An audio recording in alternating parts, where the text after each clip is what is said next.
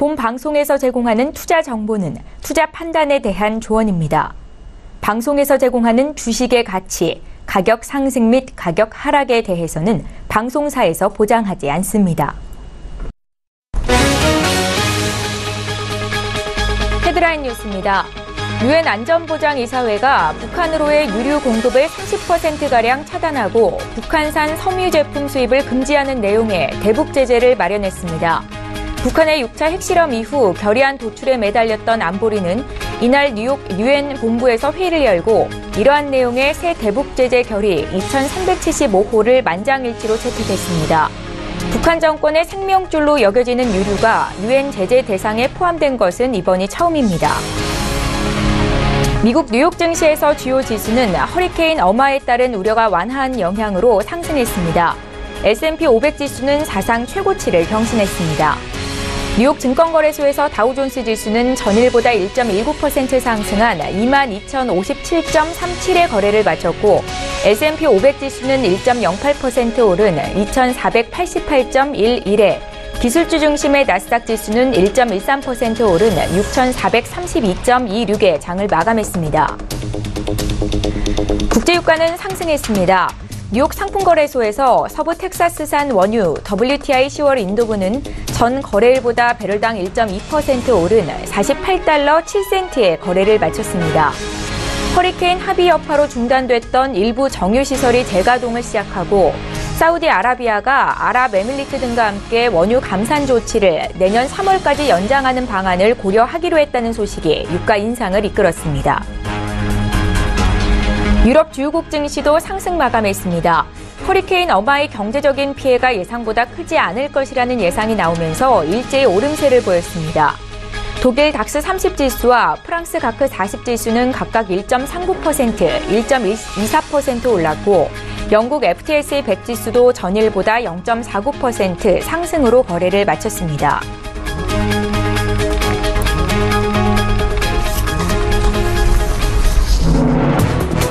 여러분 안녕하십니까. 출발 증시와이드 1부 시작합니다. 최은정입니다. 상승 출발한 미국 뉴욕 증시 3대 지수가 장중 오름세를 늘리면서 일제히 상승으로 거래를 마쳤습니다. 특히 S&P 500 지수가 사상 최고치 기록을 다시 세웠는데요. 플로리다 지역을 강타한 허리케인 어마의 피해가 예상보다 크지 않았던 데다가 또 북한을 둘러싼 긴장감이 완화한 것이 지수 상승을 이끌었다라는 분석이고 금융주와 IT주가 강세를 이끌었습니다. 자, 어제 국내 증시 움직임도 살펴볼까요? 기관이 IT, 특히나 반도체 업종을 순매수하면서 지수를 이끈 덕에 코스피 지수가 0.66% 올랐습니다. 2360선 턱 밑까지 올라와 있는 상태인데요. 어제장에서는 화학과 기계, 전기, 전자업종은 상승세를 보인 반면에 최근에 사드 추가 배치로 투자 심리가 위축되면서 화장품과 자동차를 포함한 운수 장비 업종이 약세를 보였었습니다. 코스닥은 0.24% 오른 656포인트로 거래를 마쳤습니다. 자, 오늘도 출중 일부 시간에는 증시에 영향을 미칠 국내외 이슈 분석 도와드릴 거고요. 9월 10일 화요일 출중 일부 시간 지금 본격적으로 시작합니다.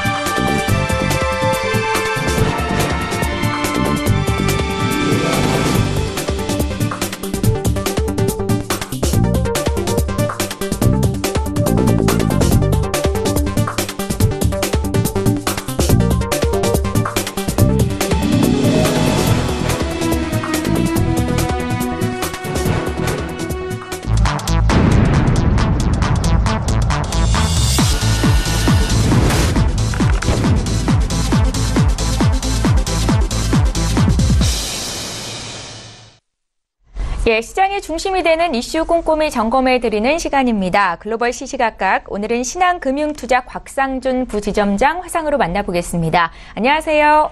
네, 안녕하십니까. 곽상준입니다. 예, 첫 번째 이슈부터 보겠습니다. 예, 애플의 아이폰 10주년 기념작 발표를 앞두고 하반기 글로벌 프리미엄 스마트폰 대전에 시장의 이목이 집중되고 있습니다.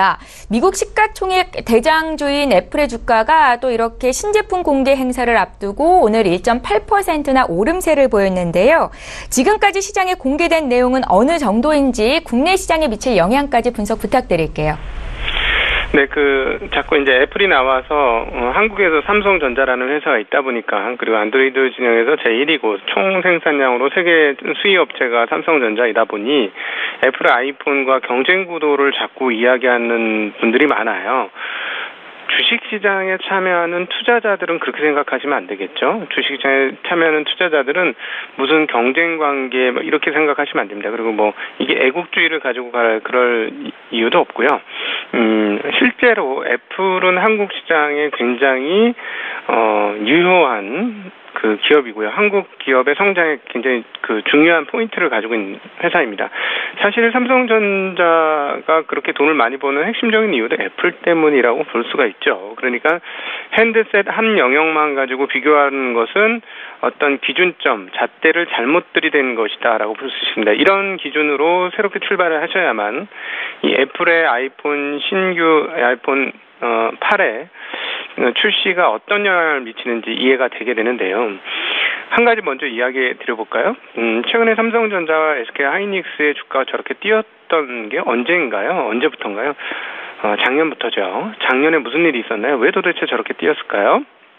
바로 아이폰 7 때문이다라고 조금 격하게 말씀드리면 그렇게 말씀드릴 수 있습니다. 왜냐하면 이전 방송에도 말씀드렸습니다만 과거 노트북을 빠르게 구동시키기 위한 방법으로 메모리를 사용했는데 그 메모리가 하드디스크가 아니고 낸드 플래시 메모리를 사용하면서 노트북 속도가 부팅이나 이런 것이 굉장히 빨라졌죠. 그런데 이제 핸드셋의 경우는 보는 순간, 누르는 순간 구동이 돼야 되잖아요. 그러니까 빠른 메모리가 굉장히 중요했습니다. 결국 이런 빠른 메모리에 대한 수요는 애플을 통해서 보다 구체화되고 확대되었다는 포인트가 중요한데 아이폰 7에서 무려 256기가짜리 메모리를 탑재를 하게 됩니다. 그 전에 웬만한 노트북에 탑재했던 메모리는 100기가 남짓, 128기가 이런 정도 수준이었는데 손바닥만한 핸드셋이 아주 큰 노트북보다도 더 많은 양의 메모리를 탑재했다라는 게 굉장히 상징적인 사건이었고 그 이후로 반도체 기업들, 특별히 메모리 기업들, 그러니까 즉 삼성전자와 하이닉스의 주가가 폭발적인 상승을 이루었다는 것입니다. 출시하고 나서도 주가가 엄청나게 올랐거든요. 출시 전부터 출시 전 보통은 이제 이슈가 나오면 그때부터는 호재가 다 반영됐다고 꺾이는데 그게 아니었죠. 시작이었습니다. 이 포인트가 또한 중요한 거예요. 애플이 신제품을 출시할 때는 애플이 스마트폰을 처음 만든 회사이고 선도적인 회사이기 때문에 항상 먼저 만드는 그런 성향이 있습니다. 그렇기 때문에 애플이 만들고 나면 길이 되는 그런 경우가 굉장히 많죠. 그래서 이 포인트가 또 대단히 중요한 겁니다. 그러니까 이제부터 애플에 의해서 새로운 시장이 열리게 된다는 게 대단히 중요한 포인트고요. 이게 왜 중요하냐면 한국은 전 세계 핸드셋 메이커들이 만드는 부품을 가장 많이 공급하는 기업들을 포진하는 국가이기 때문에 그렇습니다.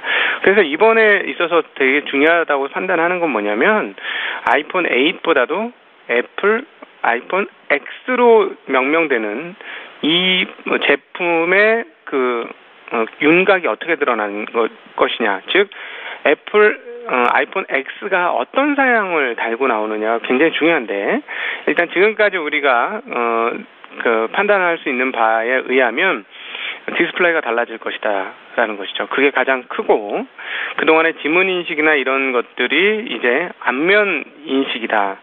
이런 것들을 통해서 달라질 것이다 이렇게 볼 수 있습니다. 이 부분에서 역시나 한국이 최대 수혜 국가이다 이렇게 볼 수 있겠죠. 먼저 포인트를 하나 말씀드리면 애플에서 이런 신기술을 적용해서 나오게 되면 여기에 해당된 기업들의 주가가 굉장히 크게 오릅니다. 보통은 사전에 오르고 끝나는 경향들이 있는데 애플은 한번 도입을 하고 점차 발전해 나가는 성향이 있고 애플이 도입하게 되면 이제 그 다음에 많은 기업들이 쫓아옵니다. 그러니까 즉 선도자잖아요. 그러면 추격자들이 그걸 다 달게 되죠.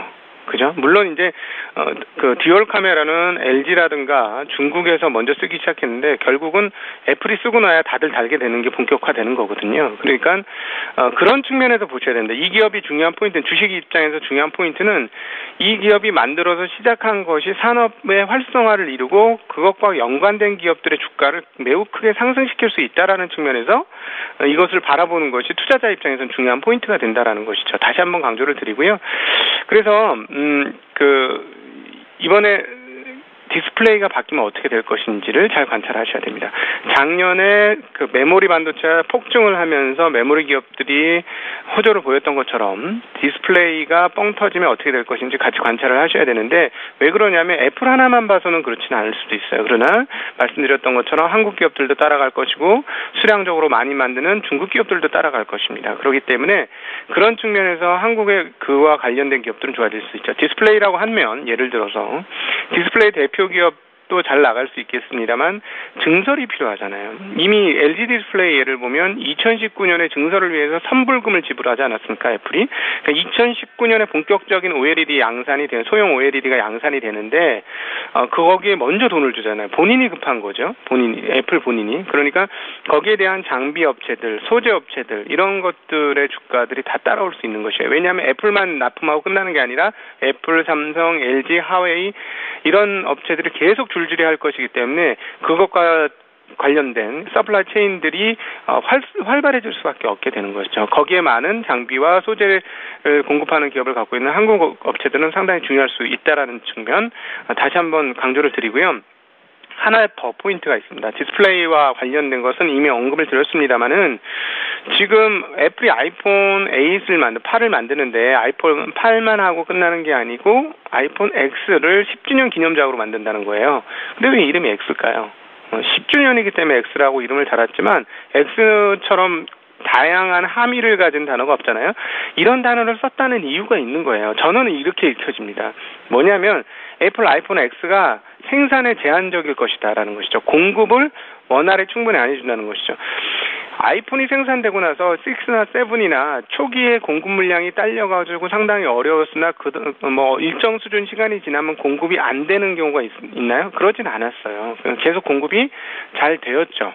근데 왜 굳이 8의 이름을 안 달고 X를 달았느냐면 특별한 상황이기 때문에 저희 지금까지 기사나 이런 내용들을 다 추정해 보면 디스플레이가 소형 OLED를 장착한 것으로 나오게 될 것인데 이 공급량을 누가 제어하나요? 애플이 제어하나요? 아니에요. 삼성이 제어합니다.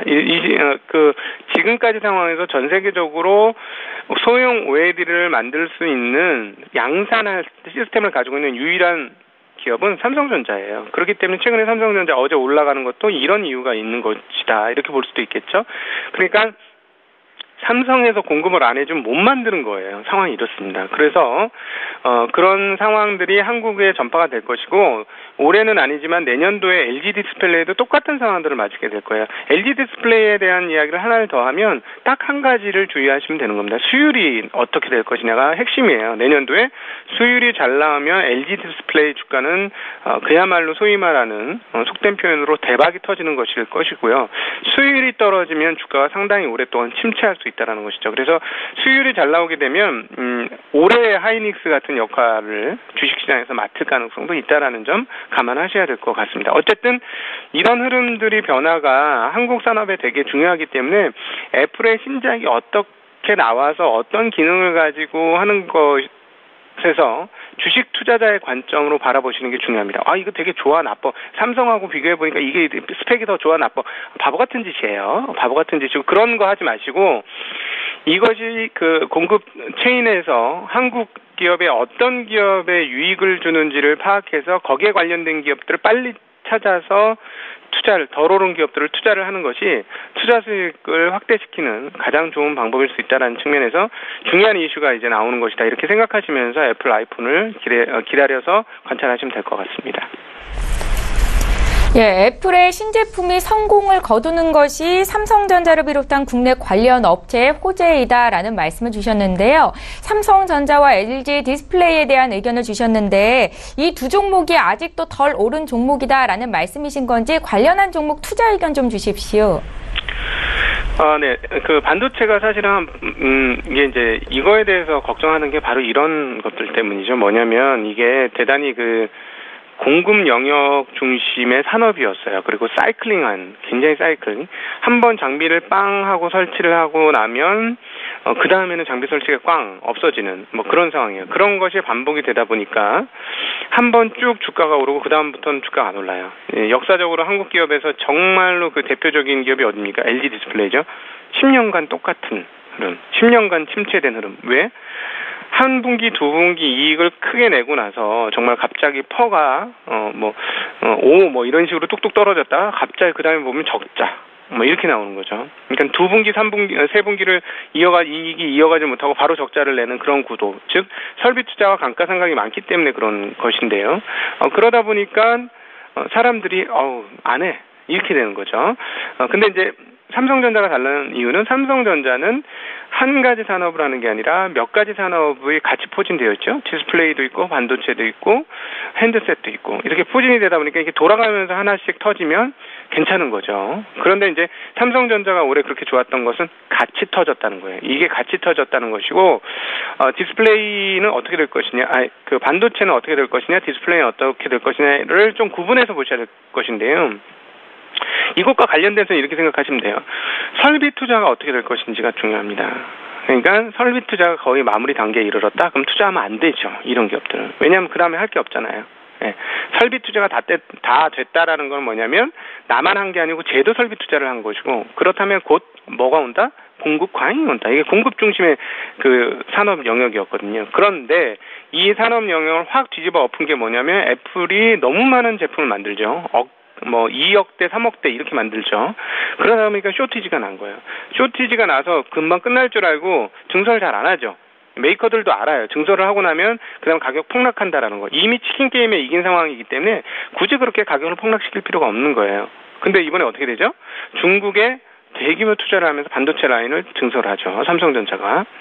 그러고도 쇼티지가 될 것이다라고 예상합니다. 그 다음에 또 설비 투자를 해야 할 것이다. 이런 얘기가 나와요.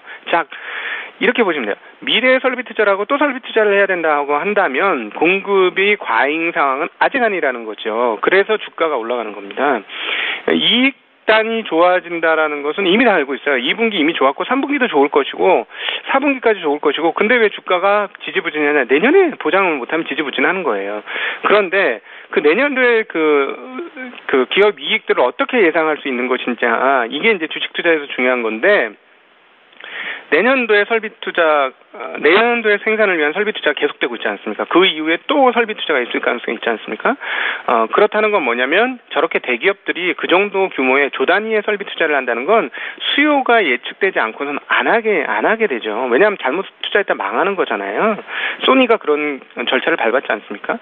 그러니까 있고 또 있고, 즉 설비 투자가 연속으로 되어 있다면 내년도까지의 공급과 수요는 괜찮다고 판단하는 것이기 때문에 그것 중심에서 보신다면 삼성전자 주가가 많이 올랐다고는 하지만 내년도도 이익이 유지가 될 경우 현재 주가가 별로 비싼 거 아니죠. 그리고 게다가 컨트리 리스크 상황들이 좀 줄어들었기 때문에 할인 요소가 또 좀 빠졌습니다. 그런 것들이 반영되어야 할 것이고요.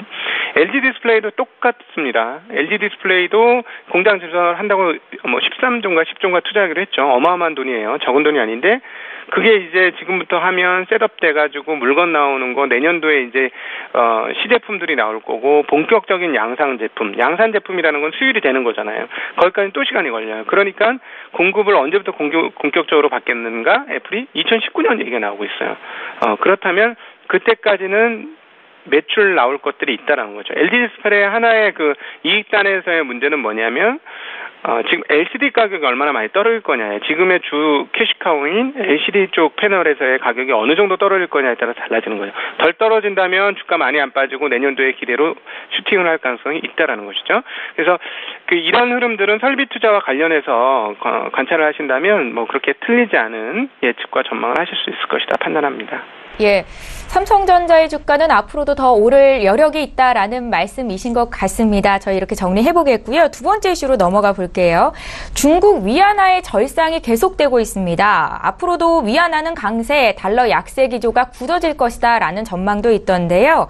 외국인들의 국내 증시 관심도가 중국의 위안화가 강세를 보이면서 우리 쪽으로의 관심도가 좀 낮아졌다는 분석도 있더라고요. 지금 이런 상황을 어떻게 해석해 볼 수 있겠습니까?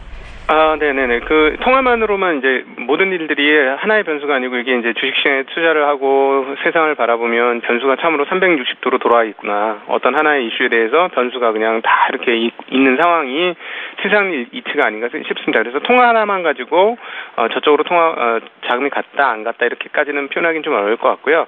근본적인 흐름은 달러 약세. 이게 근본적인 흐름입니다. 달러 약세의 주요 원인은 이미 다 알고 있듯이 유동성 확대, 유동성이 너무 많다는 거예요. 돈이 너무 많다는 거죠. 6배 이상의 돈이 늘어나지 않았습니까? 5배, 6배. 그리고 그것도 표면적으로 드러난 것만이고 그 이면적으로 보면 얼마나 더 늘어난지 알 수가 없는 상황이죠. 그러니까 그렇게 많은 돈이 늘어났으니 당연히 통화가 약세가 되는 건 당연한데, 그럼 그동안에 왜 안 됐느냐? 왜냐하면 다른 나라도 같이 통화 약세를 했었죠. 근데 왜 여기서 유독 지금 달러가 추가적인 약세이냐? 유로화 때문입니다. 그러니까 달러의 가장 중요한 카운터 파트너는 역시나 유로화죠. 근데 유로가 지금 계속 양적 완화를 하다가 뭐 하려고 하죠? 이제 양적 완화 그만하겠다. 물론 1년 전에 미국이 이미 했던 건데, 양적 완화 이제 더 이상 안 하겠다 하니까 강세로 돌아서는 겁니다. 그 전에 어땠나요? 과거에 이런 2008년도 위기 사태가 벌어지기 전에 유로화의 가치가 달러 대비 얼마냐면 1.4 정도까지 갔습니다. 1.4 정도 갔다가 유로가 난리가 나가지고 계속해서 양적 완화를 유럽도 했죠. 미국을 따라서 뒤늦게. 그러니까 그 가격이 어디까지 떨어졌나요? 2016년, 2015년 그 구간에 거의 달러 1대 1.1, 1.2, 1.2 언더로 빠지게 되죠. 거의 1대1 정도에 붙는 그런 상황까지 유럽의 통화 가치가 하락을 했었습니다. 근데 이제 유럽이 경기가 조금씩 회복하고 이제 양적 완화를 축소를 하겠다고 하니 과거의 가격을 회복시키면서 가고 있는 과정이다라고 보는 게 지금 달러 유로화의 흐름을 볼 때 더 맞는 분석이 아니겠느냐 이렇게 판단을 합니다. 그래서 중요한 건 이거죠. 카운터 파트너에 의해서 상대적 약세다 이러는 건 오케이인데 그럼에도 불구하고 달러 유동성이 많기 때문에 추가적으로 다른 카운터 파트너와 비교해서도 약세가 이루어진다라는 것이죠. 그것을 읽어내는 대목이 바로 지금 얘기했던 중국의 위안화인데요. 위안화 대비로도 달러가 약세면 달러 통화가 전반적인 약세인데 그럼 도대체 왜 이러느냐라는 이유는 이거죠. 금리 인상을 12월에 꼭 할 것 같았는데 슬금슬금 좀 안 할 수도 있는 거 아니야? 이런 분위기로 바뀌니까 달러가 약세가 됩니다. 근데 이건 또 바뀔 수 있죠. 금리 인상이 확실하다. 이렇게 된다면 달러 약세 기조가 다시 강세로 바뀔 수 있다라는 것이죠. 그러니까 이 흐름을 바라보시면서 달러 가치의 흐름들을 예상을 해보시면 좋을 것 같고요. 이거는 이제 통화만의 얘기고 그 다음 단까지 생각을 하셔야 주식 투자가 연결이 되는데 그 다음 단은 이거죠. 달러가 약세가 되면 어떻게 될 것이냐는 거죠. 달러는 세계 최대의 통화입니다. 그죠?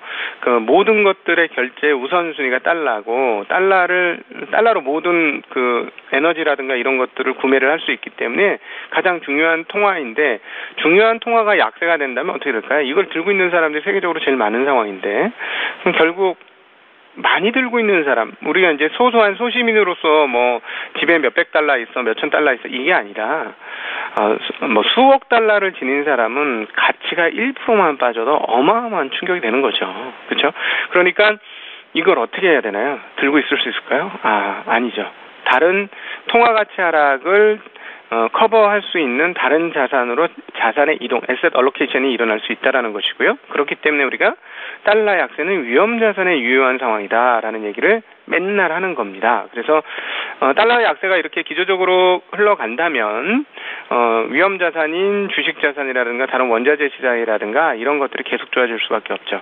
석유는 조금 독특합니다. 석유는 원래 옛날 같았으면 정확한 카운터의 흐름들 반대되는 상관관계를 달러 가치와 가졌을 거예요. 달러 가치가 강세면 석유 가격이 떨어지고 달러 가치가 약세이면 석유 가격이 오를 텐데 지금은 공급이 그냥 과거하고 달라졌죠. 미국의 쉘을 통해서 너무 공급이 많다 보니까 과거처럼 유가를 통해서 달러 가치를 정확하게 읽어내지 못하는 상황입니다. 그래서 그 부분들은 좀 달라졌지만 어쨌든 달러가 약세가 되면 원자재나 위험자산, 주식 이런 쪽으로는 자금이 이동할 수 있기 때문에 좋을 것이고요. 국내에 지금 투자를 안 하는 것은 이미 올해 이번에 팔는 17월 이후에 외국인들이 한 2조 정도 팔았는데 이 이전까지 10조 넘게 샀지 않습니까? 수익 실현하는 측면도 있을 것이고 또한 그 컨트리 리스크가 이 정도 커졌는데 계속 투자하기는 만만치 않은 거예요. 그래서 그런 것까지 감안해서 생각을 하시는 게 맞지 않겠느냐. 달러 약세는 그렇게 보시는 게 맞을 것이다 이렇게 판단하고 있습니다. 예, 증시에 영향을 미칠 만한 글로벌 이슈 분석 도와드렸고요. 신한금융투자의 곽상준 부지점장님 의견 들어봤습니다. 고맙습니다. 네, 감사합니다.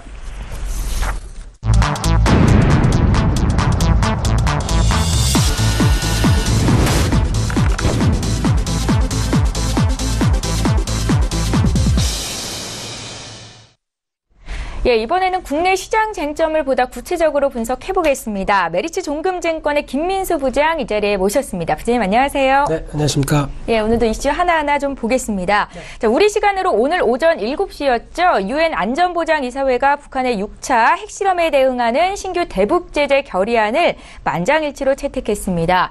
자, 이번 안보리 채택안, 그러니까 결의안 최종안은 당초 미국이 주도해서 만든 초안에 비해서 상당히 후퇴한 수준이다. 라는 평가고 사실 핵심 알맹이는 다 빠져있다라고 분석도 나오던데요. 그게 맞는 건지 또 북한에 대한 실질적인 압박 효과가 있을 건지 좀 여쭤볼게요. 네, 맞는 겁니다. 많이 초강경이라고 그러죠. 초강경 쪽의 안에서 후퇴했다라고 보는 게 맞을 것 같고요. 네. 어떻게 보니까 이제 원유 같은 경우 어떻게 보면 북한이 도발을 할 때 가장 큰 핵심적인 부분들이 원유 쪽이겠죠. 이 관련된 부분들이 원래는 전면 금수 쪽으로 나가려고 했는데, 네. 이제 중국과 러시아나 여러 가지 눈치를 보다 보니까 아무래도, 이제 후퇴할 수밖에 없었고, 그래서 지금 연간 400만 배럴 쪽으로 못을 박았다라는 쪽으로 그렇게 봐야 될 것 같고요. 그런 차원에서 또 하나 이제 김정은의 제재도 불발이 됐다. 그러니까 지금 어떻게 보면은 추가를 시켜서 김정은 관련된 이제 자산이라든가 여러 가지 그런 것까지 동결적으로 압박을 가하다가 또 이제 그래도 완화되는 쪽으로 갔다고밖에 볼 수 없는 상황이고요. 그런 상황에서 지금 전반적인 흐름을 봤었을 때 제재 대상도 개인 1명과 노동당 간부로 알려져 있습니다. 거기다가 단체 3개가 추가됐고요. 거기다 이제 해상 검색 차단은 계속 이어졌던 부분들이고 거기다가 또 하나 이제 북한 해외 노동자를 신규로 가서 취업할 수 없게 하는 부분들 이런 쪽으로 그러니까 달러와의 외화벌이에 대한 또 차단이 또 하나 이게 막혔다라는 쪽으로는 볼 수 있는데 이 전반적인 내용들을 봤었을 때 오늘 발표됐던 결의안의 내용들은 최초의 흐름보다 많이 후퇴가 됐지만은 네. 그래도 지금 흐름을 봤었을 때는 중국과 러시아가 찬성할 정도면은 그래도 어떤 의미상으로는 뭔가 있는 게 아니냐라는 쪽으로는 해석을 할 수 있겠는데 이를 통해서 어떤 북한이 목을 많이 죄었다기보다는 그래도 북한 입장 쪽에서는 한시름 났다라고 봐야 되지 않을까 싶은데요. 그런 상황 쪽에서 일단 지금 거부권까지 행사할 가능성이 높은 상황에서 중국과 러시아가 동참했다는 정도의 의미만 해석해야 되지 않을까 생각되고 있고요. 특히 이제 북한 관련된 이슈가 이제 지정학적 리스크가 가장 큰 최근의 화두라고 볼 수 있는 상황들인데 특히 이제 중국과 러시아 입장 쪽에서 봤었을 때는 북한이 어떻게 보면 지금 남한과 북한으로 갈려져 있는 상황 쪽에서 이제 미국에 대한 영향력, 특히 이제 동북아시아 정세를 판단을 할 때 일본과 이제 대한민국은 그래도 미국의 영향력이다. 근데 이제 북한까지 만약에 통일이 돼서 미국의 영향력까지 들어온다라고 하게 되면 중국 입장과 러시아 입장 쪽으로 봤었을 때는 자기네 영토 바로 앞까지 들어오는 상황들이죠. 그러다 보니까 북한을 완충지대라고 생각할 수밖에 없습니다. 그렇기 때문에 북한이 이뻐서가 아니라 김정은이 잘해서가 아니라 오히려 지금 북한을 그대로 체제를 유지하는 게 중국과 러시아 입장 쪽에서는 가장 현실적이고 현명한 전략이다라는 관점 쪽에서 계속 북한을 감싸고 돌 수밖에 없다라는 관점 쪽에서 지금 정세를 이해를 하셔야 될 것 같고요. 이렇게 되면은 통일에 대한 꿈이 계속 멀어질 수밖에 없는 가슴 아픈 현실이 아닐까 생각되고 있는데 또 혹자는 술자리에서 누가 그러더라고요. 북한같이 그래도 어떤 미사일을 핵 관련된 쪽으로 미사일을 강하게 가지고 있으면서 어떤 글로벌 강대국한테 이렇게 떵떵거리면서 소리칠 수 있는 거는 우리 민족의 자신감이 아니냐, 뭐 자부감이 아니냐 이런 쪽으로 얘기하는 사람도 있었는데 전 신고할 뻔했습니다. 국정원 전화 신고할 뻔한 간첩 아니냐. 예, 근데 이제 중요한 부분들은 일단 북한과 관련돼서 이제 이 도발을 통해서 얻어내려고 하는 게 무엇일까를 가장 큰 핵심으로 바라봐야 될 것 같고요. 특히 지금 관련돼서 핵 보유국을 인정을 해야 된다. 이런 쪽은 어떻게 보면 마지못해 인정하는 분위기로 가지 않을까라는 쪽은 생각을 해야 될 것 같고요. 그렇게 되면은 인정을 하되 그러면은 너네가 원하는 게 뭐냐라는 쪽으로 협상 테이블로 어떻게 끌어들이느냐가 가장 큰 관건으로 보여지고 있는데 북한도 마찬가지로 극단적인 경우의 케이스, 그러니까 즉 뭔가 전쟁 쪽으로 가서 뭔가 어떤 글로벌 여러 가지 이슈를 크게 끌어들이려고 싶지는 않을 겁니다. 그런 쪽에서 원하는 부분들을 강하게 내기 위한 하나의 방법으로 지금 쓰고 있다라는 쪽으로 봤었을 때 협상 테이블을 어떻게 끌어내느냐가 가장 큰 관건으로 보여지고 있는데 아직 당장 관심이 없어 보이는 부분들이고 특히 약간 쿨 다운할 수 있는 시간이 좀 필요하겠죠. 그쪽에서 물밑 협상을 통해서 뭔가 좀 변화가 나오지 않을까라는 쪽은 일단 좀 시간이 걸릴 것 같습니다. 극단적으로 대북을 압박하는 내용의 어떤 신규 대북 제재 결의안이 채택된 거는 아니다라는 말씀이신데 그래도 금융시장에는 긍정적인 요인이 될 수 있다라는 말씀이시기도 하고요. 북한의 도발은 그럼 여전히 가능성이 있는 거군요. 가능성은 있을 겁니다. 보통 보면은 또 잠잠하게 되면은 이슈가 잊혀지지 않습니까? 그럼 날 좀 봐주세요 하는 변화가 나오겠죠. 그렇게 되면은 그에 따라서 뭔가 또 하나씩 둘씩 뭔가 계속 변화를 주면서 계속 자기네에 대한 입지를 강화시키려고 하는 노력들은 계속 이어질 걸로 보여지고 있습니다. 지금까지 했던 패턴이고요. 근데 이 부분이 아무래도 계속 협상을 테이블로 옮기기 위한 과정 쪽에서 뭔가 불만이 있거나 마음에 안 맞으면은 그런 식으로 변화는 계속 나올 수밖에 없다는 부분들인데 이 부분 때문에 아마 간헐적으로 증시의 충격이나 아니면 시장에 대한 변화들은 계속 나올 수밖에 없는 부분들이고요. 물론 이 부분들이 안보 불감증이냐 이런 쪽에 대한 어떤 변화로 좀 너무 안일하게 생각하는 게 아니냐라는 쪽으로 생각할 수 있겠습니다만 하지만 앞서 강조드렸듯이 북한이 어떤 강한 어떤 극단적인 결정을 내리지 않는다는 과거 흐름들 아래 나왔던 부분들을 생각해 보게 되면 일단 진정학적 리스크는 한때 반영은 됐는데 그게 어떻게 크게 시장이나 전반적인 생활에 미칠 가능성은 적다란 쪽으로 봐야 될 것 같습니다. 예. 자, 우리로서는 경제에 미치는 영향에 촉각을 곤두세우지 않을 수가 없습니다. 지난 7일 사드 추가 배치 이후로 한중 관계가 더욱 악화되는 분위기이고요. 중국의 경제 보복은 이제 시작이다라고 말하는 전문가들도 있습니다. 중국에 진출해 있는 한국 기업들의 피해 규모가 막대한데 문제는 사드 보복이 이게 올해 안에 끝날 일이 아니라는 점일 것 같고요. 이제는 정말 피해야 될 종목이 있는 것 아닌가라는 생각까지 드는데요. 피해야 될 업종이 있다면 말씀 부탁드릴까요, 함께?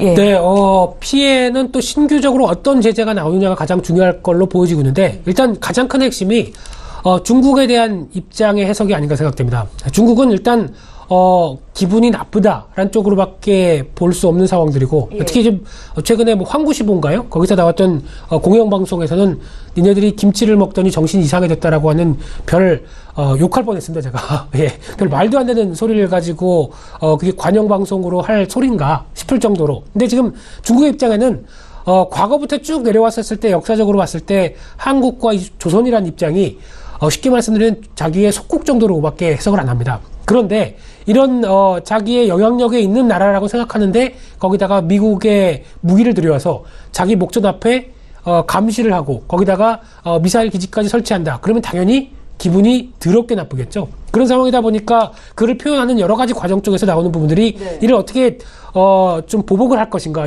우리가 기분 나쁜 거를 어떻게 응대를 할 것인가에 대해서 많이 고민하다가 이런 식으로 이제 가장 직접적으로 피해를 갈 수 있는 부분에 대해서 지금 이런 식으로 결과가 나올 수밖에 없다는 쪽으로 해석을 해야 될 것 같고요. 그런 차원으로 봤었을 때 이 부분이 이제 WTO라고 그러죠. 이제 국제무역기구에 제소를 했었을 때 당연히 중국이 제소 대상감입니다. 이 부분은 법리적인 해석이 다 맞췄다고 얘기를 하고 있는데 아직 우리나라 정부가 이렇게 제소를 했었을 때 또 중국이 더 기분 나쁘다. 그래서 더 큰 보복으로 나올까봐 그것 때문에 지금 제소를 안 하는 흐름이라고 보시면 될 것 같고요. 그렇다고 하더라도 지금 올해 연말까지 지금 약 한 1년 가까이 정도 진행되었던 이 사드 배치와 관련된 보복이 지금 우리나라 돈으로 한 8조 5천억 가까이 피해가 국내 기업들한테 돌아온다라고 그렇게 얘기를 하고 있고요. 그런 차원으로 봤었을 때 지금 얘기 나오는 쪽이 아무래도 이제 2차 전지 관련된 부분들은 계속 중국 쪽과 뭔가 변화를 특히 중국 입장 쪽에서는 좀 아쉬울 겁니다. 상당히 기술력이 좋은데 중국 정부 입장이 그러다 보니까 갖다 쓰지도 못하고 그러면 2차 전지 업체들은 그래 알았다. 그러면 딴 데 굳이 알아보지 뭐. 그래서 SK이노베이션은 체코나 헝가리 쪽으로 지금 바꾸고 있죠.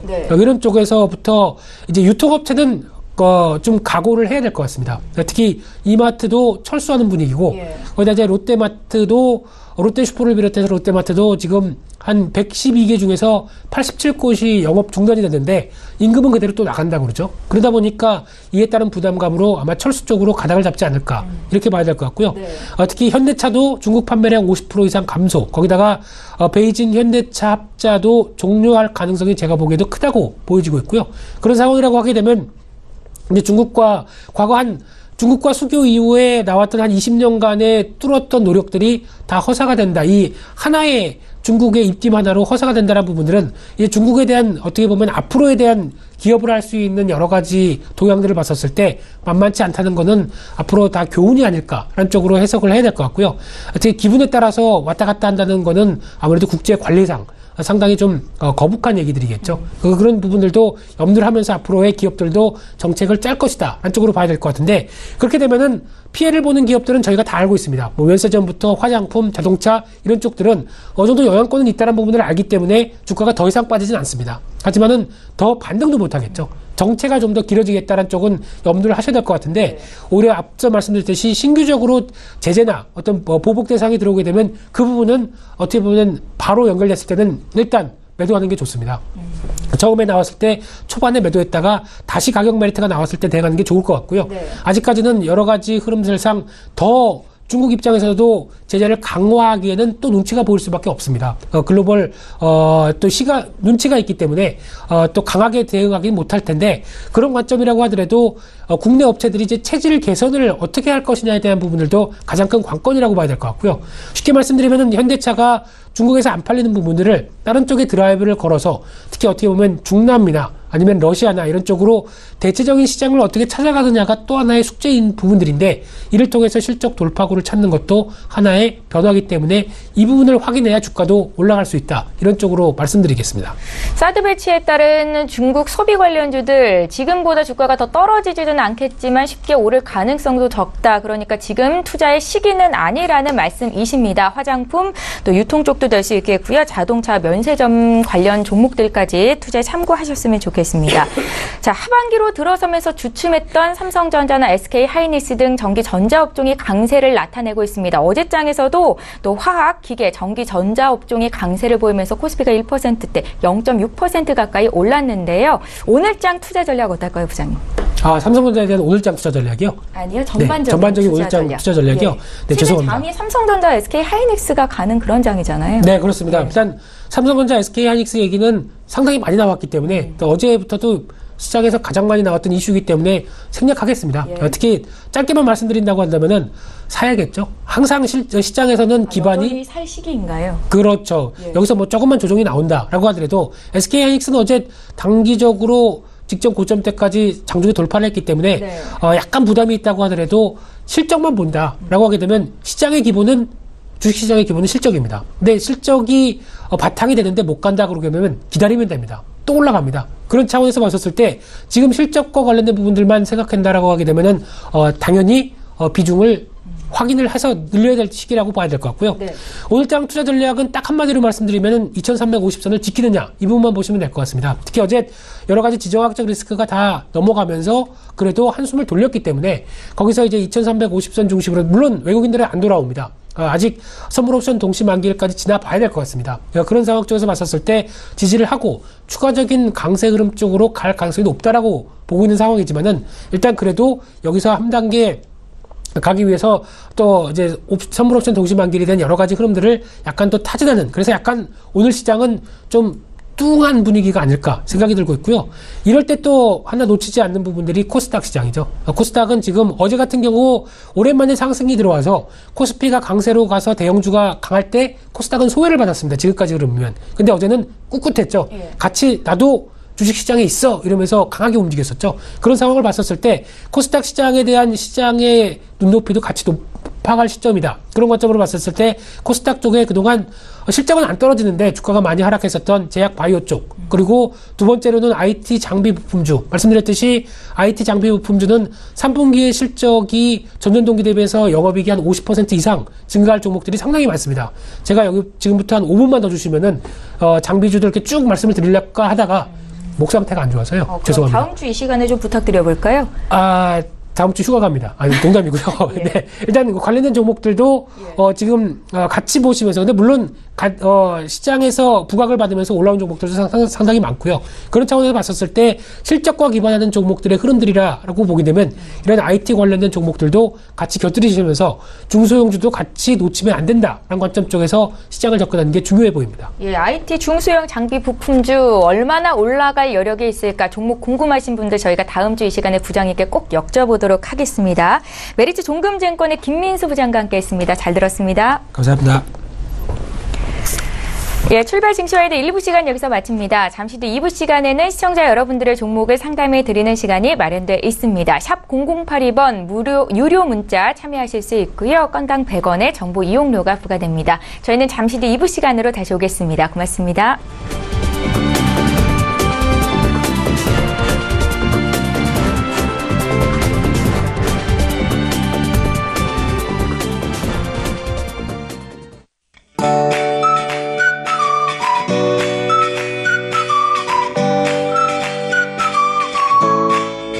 안녕하세요. K웨더 라이프스타일 예보 윤지향입니다.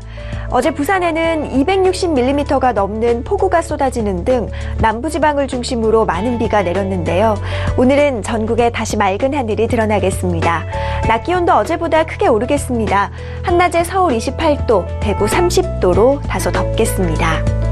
햇볕이 가득 내리쬐면서 자외선 지수는 전국 나쁨 단계로 예상됩니다. 위성 안개 영상입니다. 현재 내륙을 중심으로 안개가 짙게 낀 곳이 많습니다. 출근길 안전운전 하셔야겠습니다. 오늘은 중국 중부지방에서 이동하는 고기압의 영향을 받겠습니다. 자세한 지역별 날씨는 나절 예보로 알아보겠습니다. 중부지방 쾌청한 날씨 보이겠습니다. 낮 기온 서울과 대전 28도로 어제보다 높겠습니다. 동해안 지방도 맑겠고요. 울릉도 독도는 비가 그치고 구름이 많겠습니다. 남부지방 맑은 날씨 속에 기온이 크게 오르겠습니다. 광주 29도, 대구 30도로 예상됩니다. 물결은 남해와 동해상에서 높게 일겠습니다. 모레 목요일까지 맑은 날씨가 이어지겠고요. 금요일 밤 제주도를 시작으로 주말에는 남부지방에 비가 올 것으로 전망됩니다. 날씨였습니다.